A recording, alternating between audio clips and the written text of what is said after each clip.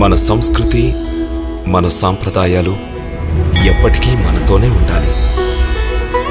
భారతదేశపు మహా గ్రంథాలు కావ్యాల సంపూర్ణ సంకలనం. సబ్స్క్రైబ్ చేయండి. Tilak. A wide range of LED lights for indoor and outdoor use. GR Lights make India bright.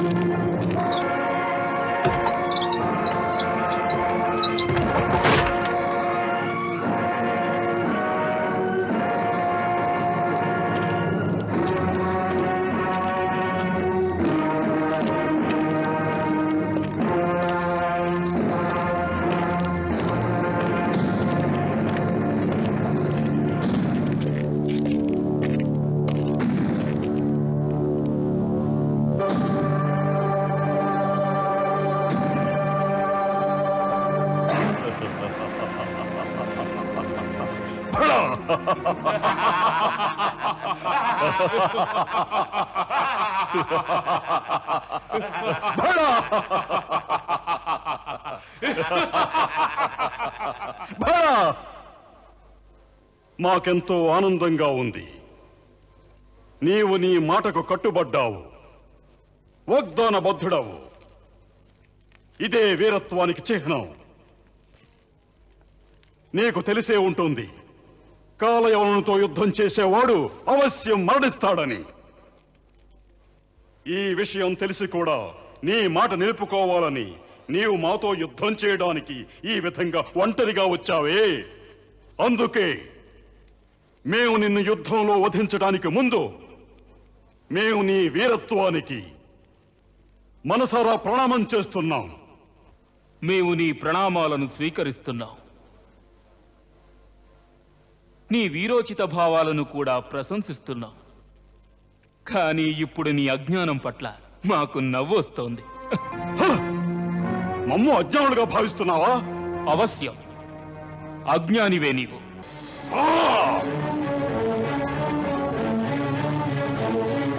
అజ్ఞాన బాలక, మేము నిన్ను మహావీరునిగా భావించాం. మూర్ఖుడవు నీవు, మూర్ఖుడవు. నీకు మాలాంటి రాజుతో సంభాషించే విధానం కూడా తెలియదు. మహారాజా కాలయవన, సత్యము మూర్ఖత్వము అనేవి రెండు వేరు వేరు విషయాలు. మేము సత్యాన్ని వచించాం, మరి నీవు దాన్ని మూర్ఖత్వంగా భావిస్తే అందులో మా దోషమేమున్నది? మా వచనాలలోని సారాంశం ఇదే. నీవు పొందిన వరాన్ని బట్టి నిన్ను రణరంగంలో ఎటువంటి అస్త్రశస్త్రాలతోనూ సంహరించలేరని. కానీ నీవు ఎప్పటికీ మరణించనని ఆ వరాన్ని అపార్థం చేసుకున్నావు. దేవతలు సైతం అటువంటి వరాన్ని ఇవ్వలేరు. ఎందుకంటే పుట్టినవారు మరణించడం తథ్యం. ఇదే ప్రకృతి నియమం. అతడెలా మరణిస్తాడనేది విధిలిఖితం. కనుక ఓ అజ్ఞాని రాజా, మృత్యువు రాకకు ఎన్నో విధములైన మార్గాలు ఉన్నాయి. ప్రతి మనిషిని ఏదో ఒక అస్త్రంతోనే వధించాలన్న నియమమేమీ లేదు. నీవు మమ్మల్ని సంహరించాలని ప్రయత్నం చేస్తున్నావు. మరో విధంగా ఆలోచించి చూస్తే ఒకవేళ అదే మృత్యువు నీకు సమీపంలో ఉండవచ్చునుగా.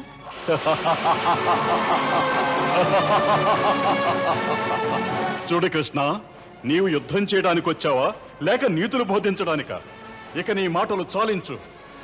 ఈ విధంగా అడ్డదడ్డమైన మాటలు మాట్లాడి నీకు సమీపించిన మృత్యువును కొంతకాలం వరకు అడ్డగించాలనుకుంటున్నావా? అది అసంభవం. ఇక సమయాన్ని వృధా చేయక నీవు ఏ ఆయుధంతో యుద్ధం చేయాలనుకుంటున్నావో చెప్పు. మేము నీతో అదే ఆయుధంతో యుద్ధం చేస్తాం. ఎప్పుడో తెలియజేశాంక యుద్ధం కేవలం కాలయవనుడికి శ్రీకృష్ణుడికి మాత్రమేనని. కనుక మనకు ఆయుధాలతో ఆవశ్యకత ఏముంది? భళ, ఇవే మగసిరిగల వాని మాటలు. నీ చెంత రథమూ లేదు, ఎటువంటి వాహనమూ లేదు. కనుక మేం కూడా వాహనాన్ని విడనాడి నేల మీద నిలబడే నీతో యుద్ధం చేస్తాం. చూడు, ఆయుధాలను కూడా ఇక్కడే వదిలేస్తున్నాం.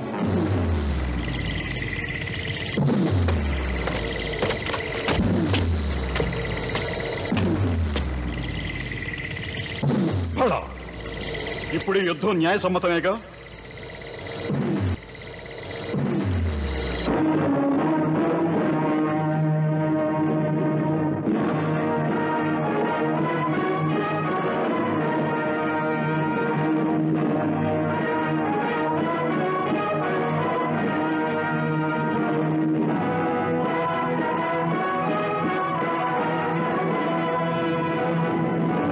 కాదు మహారాజా కాలయవన, ఈ యుద్ధం న్యాయసమ్మతమైంది కాదు.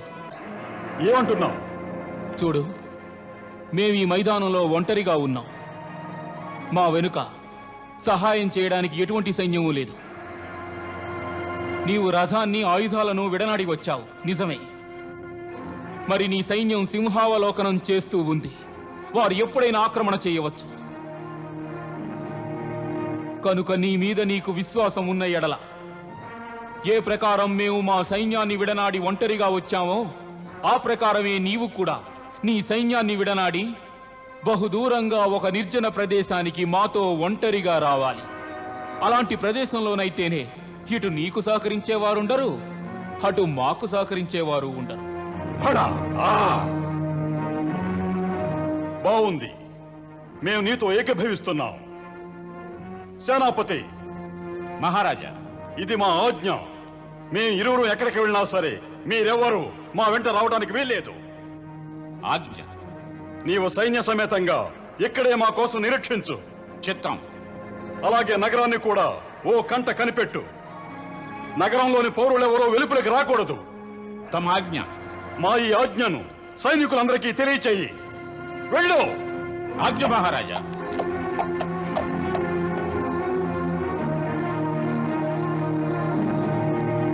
పద, ఎక్కడికి వెళ్ళాలో. మన ఇరువురిని ఏ ఒక్కరూ చూడనటువంటి చోటుకి వెళదాం. శ్రీకృష్ణ. పద, ఎక్కడికి వెళ్ళాలో. మన ఇరువురిని ఏ ఒక్కరూ చూడనటువంటి చోటుకి వెళదాం. అలాగే.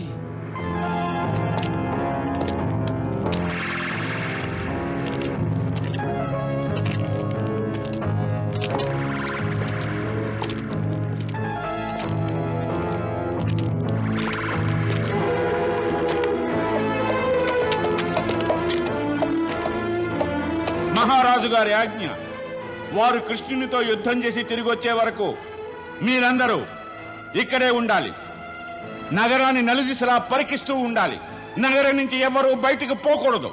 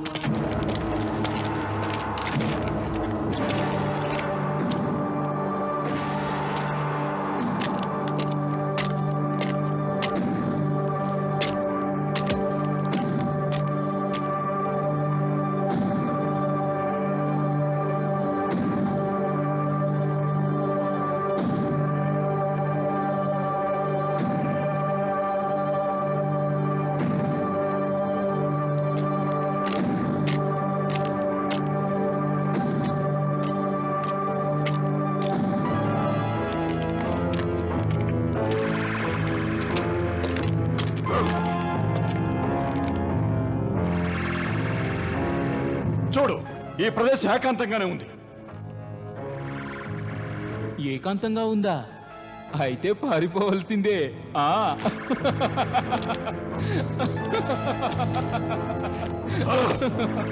అన్యాయం, మోసగాడ, పిరికి పంత. మా కళ్ళు కప్పి నువ్వు తప్పించుకోవాలనుకుంటున్నావా? మా సంగతి నీకు తెలియదు.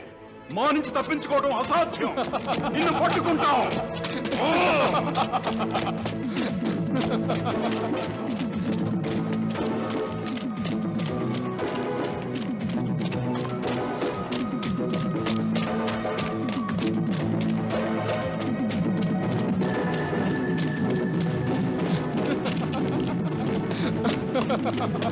ఒంటరిగా యుద్ధానికి రమ్మని పిలిచి తిరిగి వాళ్ళ తప్పించుకు పారిపోతావా? నేను తప్పించుకోవాలని పారిపోవడం లేదు కాలయ్యవనా. ఇలా పరిగెట్టడం వలన శరీరంలో చురుకుదనం వస్తుంది, రక్తం వేడెక్కుతుంది. అప్పుడు యుద్ధం చేస్తే భలేగా ఉంటుంది. రా.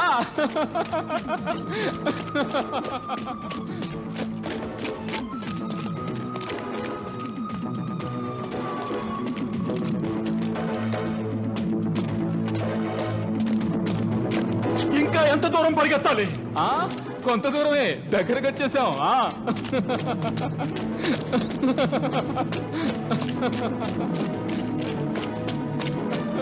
ఇంకెంత దూరం? ఓపిక పట్టు, వచ్చేసాం.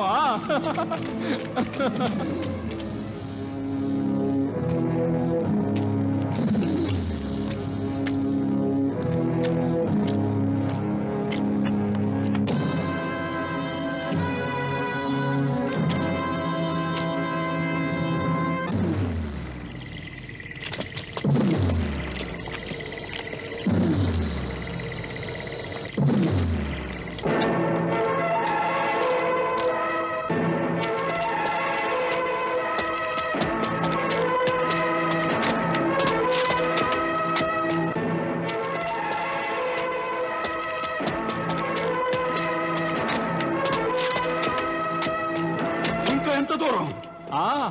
వచ్చేసాం, దగ్గరే. ఇలాంటి కుంటి సాకులు చెప్పొద్దు. మాకు తెలుసు నీవు యుద్ధం చేయడానికి జంకి ఈ విధంగా పారిపోతున్నావు. నీవు రణభీరువు. రణభీరువు? నీవు మమ్మల్ని రణభీరు అన్నావా? ఆహా, మాకు నీవు ఎంత చక్కటి బిరుదిచ్చావు. నేటి వరకు భక్తులు మమ్ము కోట్లాది నామాలతో పిలిచారు, కానీ ఇంత సుందరమైన నామంతో ఇంతవరకు ఎవరూ పిలవలేదు. రణభీరు. ఆహా, ఆనందంగా ఉంది. ఉంటుంది. ఈ కాలయవనుడు నీ శరీరాన్ని 2 ముక్కలుగా చేస్తే అప్పుడు ఇంకా ఆనందంగా ఉంటుంది. నీవు ముందు పట్టుకోవాలిగా. మా శరీరాన్ని 2 ముక్కలుగా చెయ్యాలంటే మేము చూస్తూనే ఉన్నాం. నీవు పరిగెత్తడంలోనే మాతో ఓడిపోతున్నావు. ఇలా మొదటి పోటీలోనే ఓడిపోయావంటే ఇక ముందు ముందు ఎలా తట్టుకుంటావు?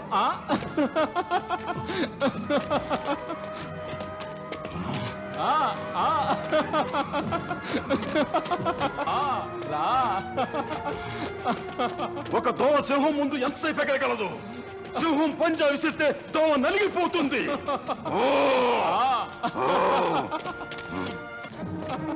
పంజా విసురుతావా?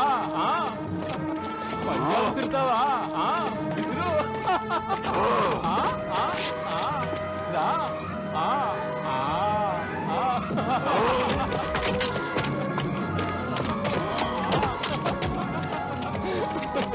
ఆ కాలయవనుని ఆట పట్టిస్తూ కృష్ణుడు పోరుకు ఉసిగొల్పసాగే. రణభూమినే విడిచి పరుగిడసాగా భీరువు అనుబిరుదు కృష్ణుడు పొందే. నిత్యము ధ్యానించు యోగీంద్రులైన శ్రీచరణాలను పొందగలేరే. పోరుకు సాగే ఆ కాలయవనునికి ఏ రీతి అందేను హరిచరణాలే. ఆ కాలయవనునికి ఆ భగవానుడు యమపురికి దారిని చూపగా సాగే.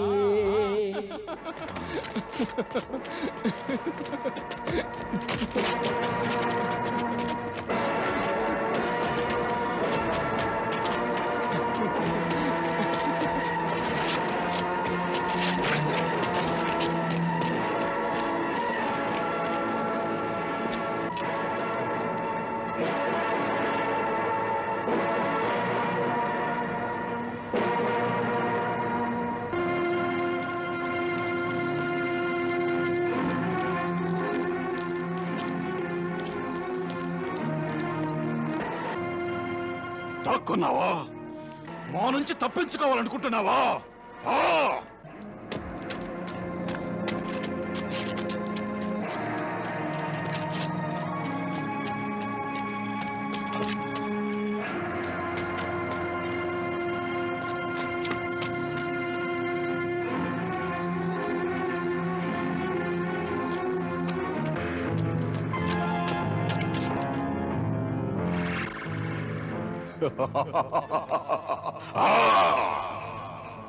పిరికివాడా, ఈ గుహలో దాక్కున్నంత మాత్రాన మా నుంచి తప్పించుకున్నాననుకుంటే అది నీ భ్రమ. ఈ కాలయవనుడు మహాసింహాలనే ఇటువంటి గుహల్లో చొరబడి వధించాడు.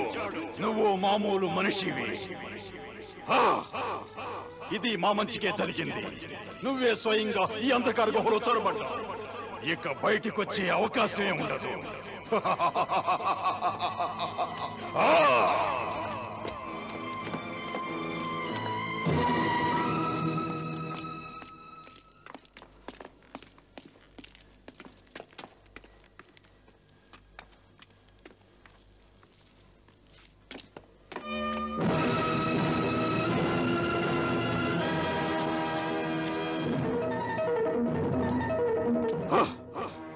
పిరికి పందా, నువ్వే గుహలో ఏ మారుమూల దాక్కున్నా మేము నిన్ను విడిచిపెట్టాం.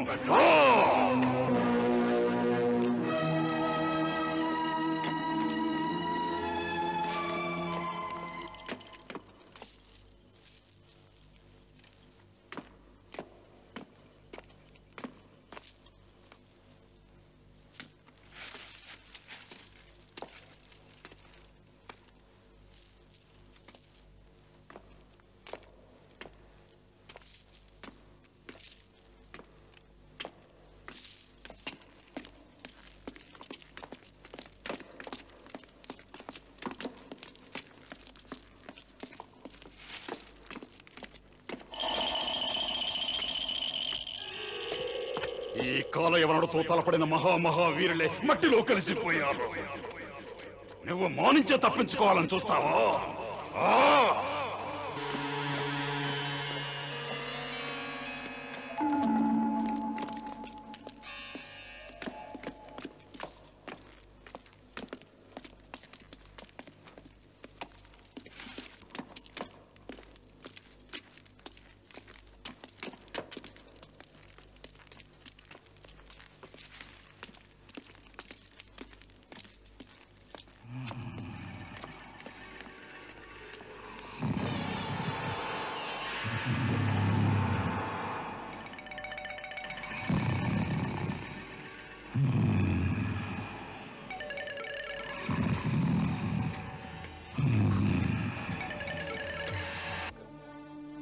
మాకు ప్రశాంతంగా నిద్రించాలని ఉంది.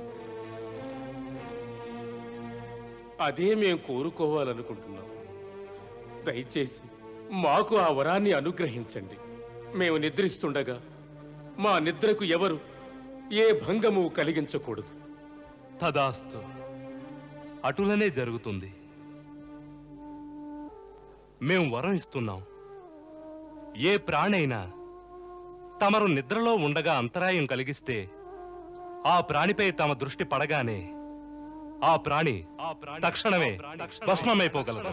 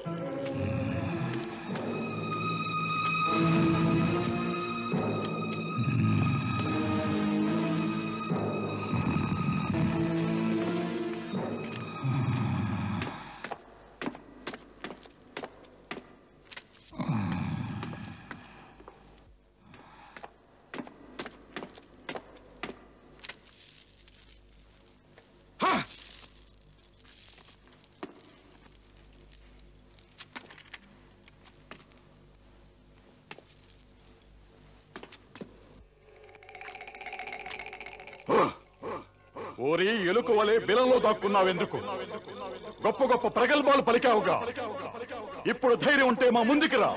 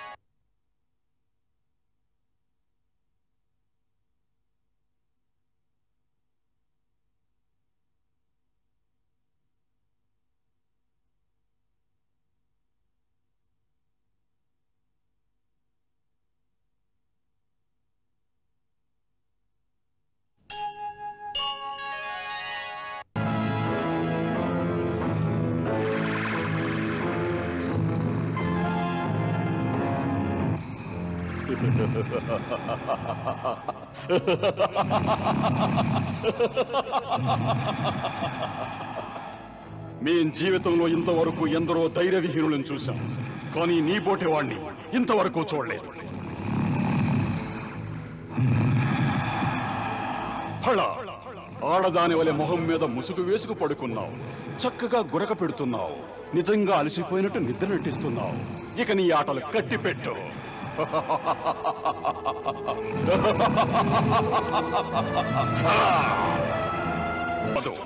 చూడు, ఇక మేము సహించలేం. అందుకే చివరిసారి హెచ్చరిస్తున్నాం. తక్షణమే లేచి యుద్ధం చేయి, లేదంటే ఇప్పుడే నిన్ను చంపేస్తాం.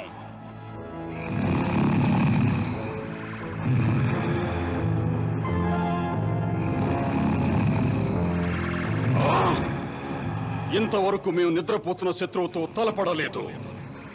అది మా వీరత్వానికి అగౌరవం. మరి నేడు నీవు మా వీరత్వానికి విరుద్ధమైన కార్యం చేసేలా మమ్ము రెచ్చగొడుతున్నావు. నీకే చెబుతున్నాను, ఇకనైనా నీ నటన మాను.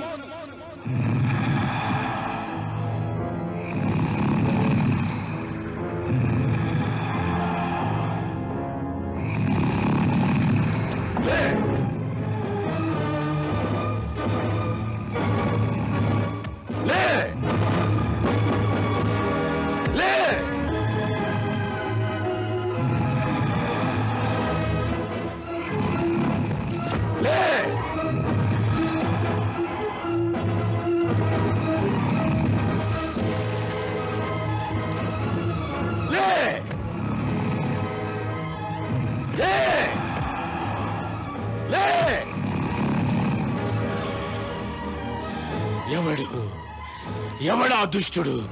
నీ కాలుడు, కాల యవనుడు, నీ కాలుడు. లేదంటే ఇప్పుడే నిన్ను నా కాళ్ళ కింద పడేసి నలిపేస్తాం.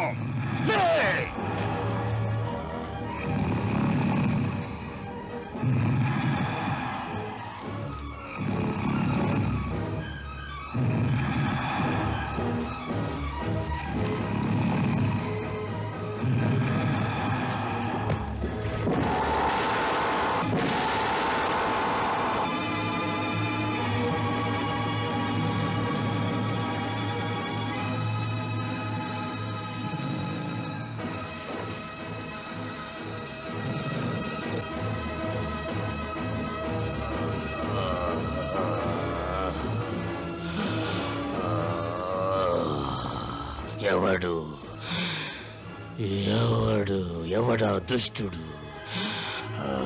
మా నిద్రను చెడగొడుతున్నది.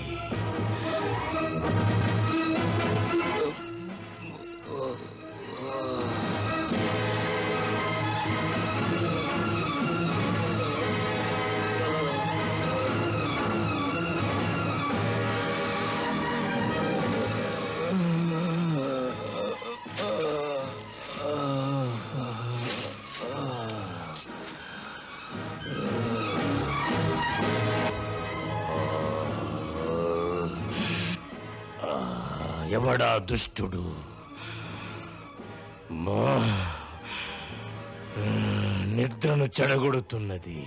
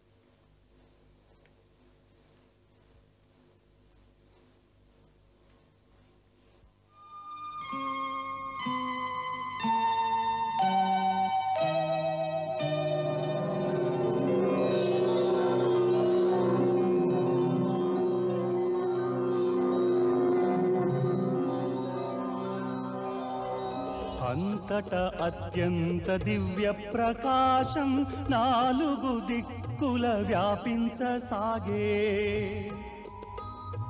సూర్యుడు లేక చంద్రుడు లేక ఏ రీతి అరుదెంచే ఈ నవ్య తేజం.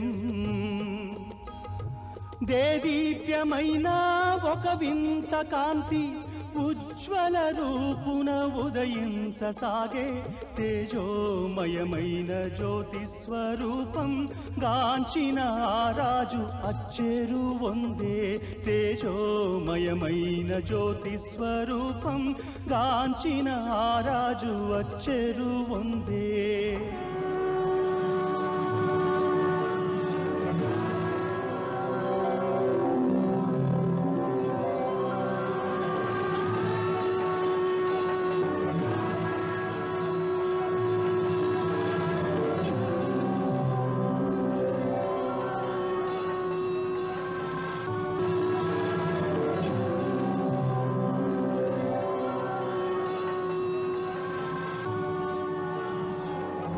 భక్తుని మాయా మోహం చూసి చిరుమందహాసమే కృష్ణుడు చేసే.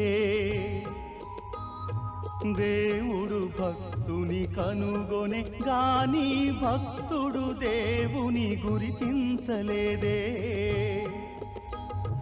ఆ దివ్యమూర్తిని గాంచినంతనే తనువంతా పులకించి పరవశమందే. నిర్జన వనమున నిదురించు తనకు భాగ్యము వరించెనని తలపోసే. భక్తుని మాయా మోహం చూసి చిరుమందహాసమే కృష్ణుడు చేసే.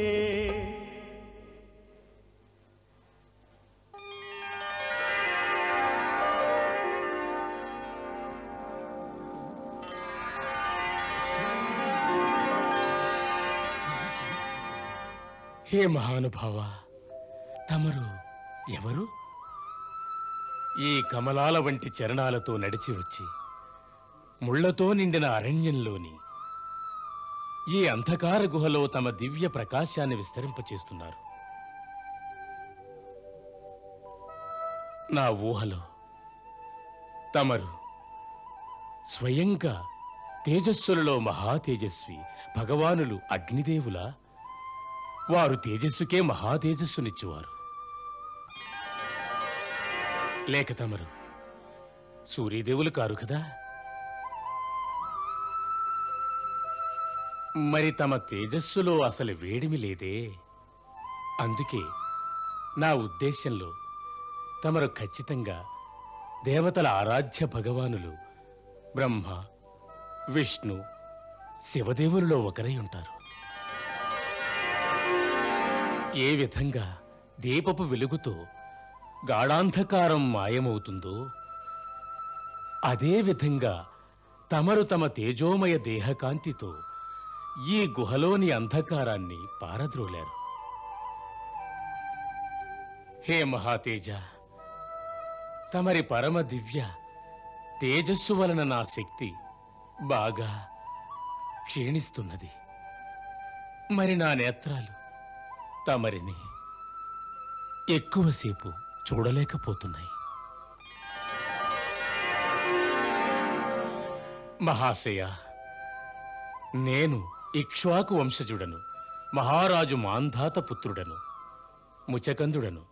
స్వచ్ఛంద హృదయంతో తమ గురించి తెలుసుకోవాలని కోరికగా ఉంది. అందుకని ఓ పురుషోత్తమ, తమకు ఇష్టమైతే తమరు తమ జన్మ, కర్మ, గోత్రాల గూర్చి వివరాలను దయచేసి సెలవీయండి.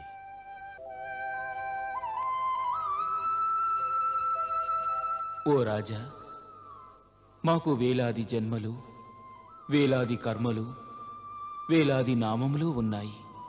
వాటిని లెక్కించడం మాకు సైతం సాధ్యం కాదు.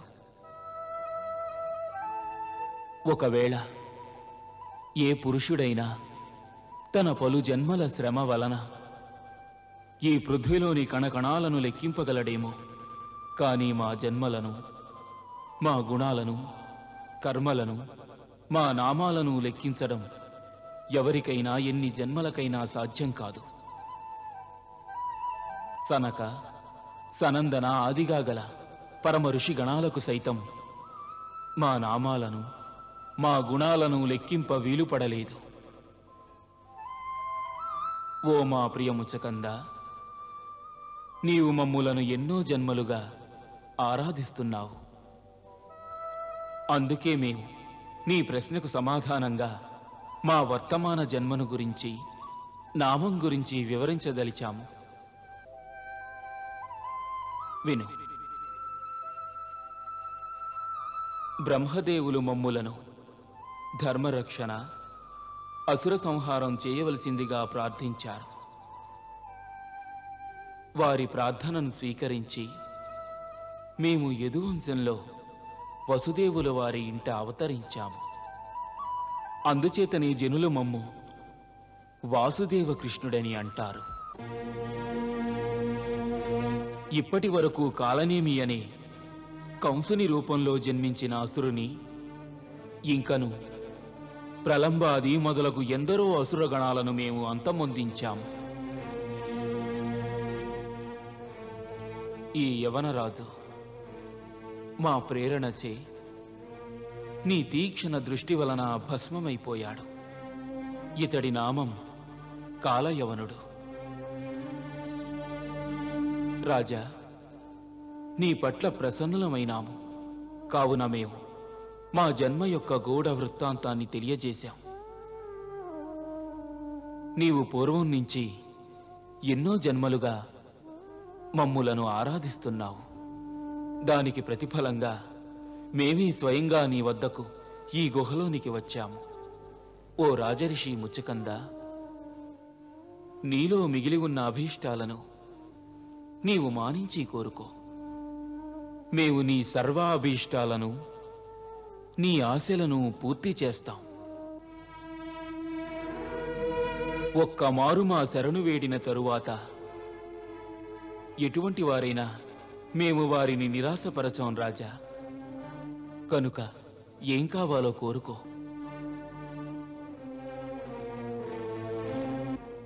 పరమేశ్వర, పూర్వం నేను రాజుని. రాజ్యలక్ష్మి యొక్క కాంక్ష వలన నేను మృతి చెందవలసిన ఈ మానవ శరీరాన్ని నా ఆత్మ, నా స్వరూపమని భావించేవాడిని. నా పుత్రులు, రాణులు, ధనం, ఐశ్వర్యాలు అనే భూలోక వ్యామోహాలలోనే చిక్కుకొని ఉన్నాను.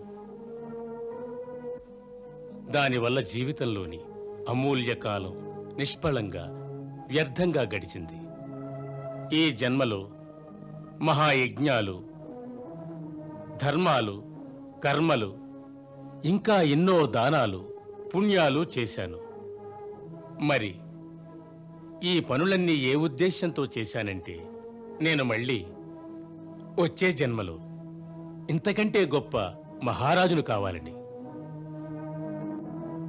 ఇలా పెరిగిపోతున్న తృష్ణ అనే మాయలో చిక్కుకొని బహుజన్మాంతరాల నుంచి ఈ మర్త్యలోకంలోనే ప్రాకులాడుతున్నాను.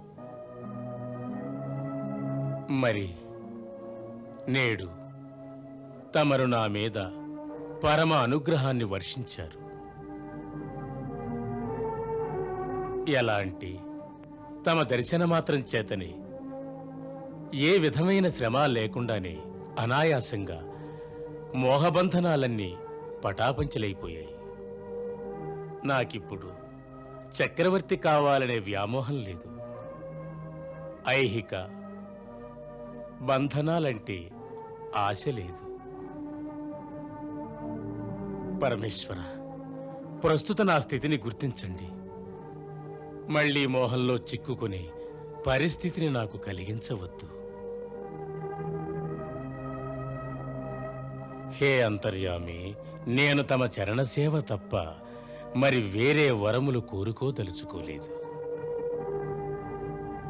కేవలం నాకు తమ అనన్య భక్తి అనే వరాన్ని అనుగ్రహించండి.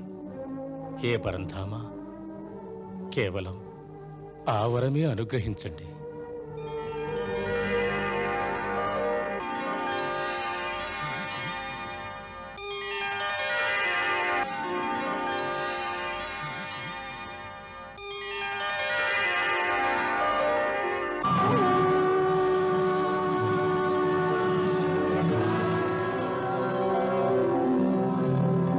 మహారాజా ముచకంద,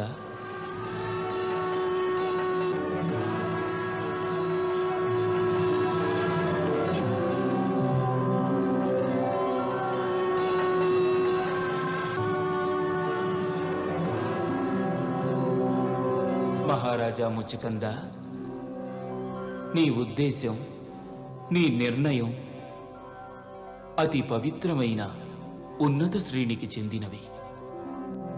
మేము నీకు ఎన్నో వరాలను కోరుకునే ప్రలోభాన్ని కలిగించాము. అయినను నీ మనస్సు ఏ కామితాలకు లోను కాలేదు. మేము నిన్ను పరీక్షించాలనే ఈ విధంగా ప్రలోభాలను కలిగించాము. ఎందుకంటే మా భక్తుడనబడేవాడు అతడి మనస్సుని ఎటువంటి కామితాల మీదకు పోనివ్వడు. మేము నీ భావనల పట్ల అతి ప్రసన్నలమైనాము. కనుక నీవు నీ సమస్త మనోభావాలను మాకు సమర్పితం చెయ్యి. నీవు భద్రకావనంలో గంధమాధన పర్వతంపైకి వెళ్ళి తపస్సాచరించు. నీవు ఈ జన్మలో క్షత్రియ ధర్మాన్ని పాటిస్తూ వేటలో ఎన్నో జీవులను, జంతువులను వధించావు. కనుక నీవు ఘోర తపస్సు ద్వారా నీ పాపాలను ప్రక్షాళన చేసుకో. దానివలన నీవు విషయవాంఛలకు అతీతుడవై మా భక్తి ద్వారా మా విశుద్ధ పరమాత్మ సన్నిధిని అవశ్యం చేరుకోగలవు. తథాస్తు, తథాస్తు, తథాస్తు.